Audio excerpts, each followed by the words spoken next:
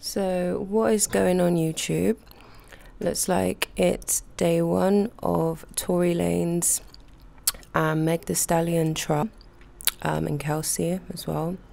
So it looks like some new facts are coming out. Tory Lanez's defense lawyer has got a lot to say.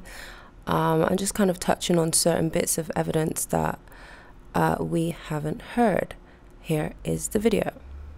So that's the prosecution's case. Seems pretty easy. Then the defense comes up, and man, it gets spicy. First, the defense goes, they're not telling you about half of what's going on. The most important thing they're not telling you about an eyewitness who saw two women fighting, Kelsey and Meg. And so let's talk about why them two are fighting. Let's talk about how she was in the front seat. The gun was caught in the front seat.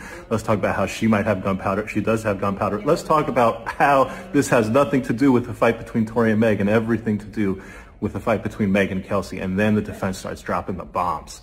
He basically says this, that they're in the car. Yeah, they left. But do you know why they left? They left because Kylie and Tory were in the pool together.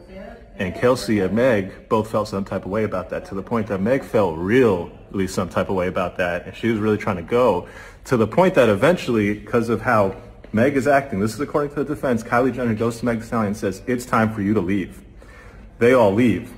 The defense's point is what happens in the car is this. Tory questions Kelsey, hey Kelsey, why are you backing up Meg for me trying to, get it on with Kylie Jenner? Meg has been snaking men from you your whole life. I hooked up with you, Kelsey, and then Meg went behind your back and hooked up with me. And Kelsey, this is not the first time. You had been hooking up with Ben Simmons. Meg went behind your back and hooked up with Ben Simmons. You had been hooking up with DaBaby. Meg went behind your back and hooked up with DaBaby. And so the defense starts dropping all these grenades. The crowd is captivated. The jury's like, oh, what's going on? And there's every reason to believe that there could have been a fight here, not between Tory and Meg, but between Meg and Kelsey. And the shooting could have not been Tory. It could have been done by any one of the other people in that car. What does all of this mean? Well, I'll tell you a couple things. First, Corey Gamble, Kris Jenner's husband, is going to testify, so this will continue to be must-see TV. Two, the judge is terrific.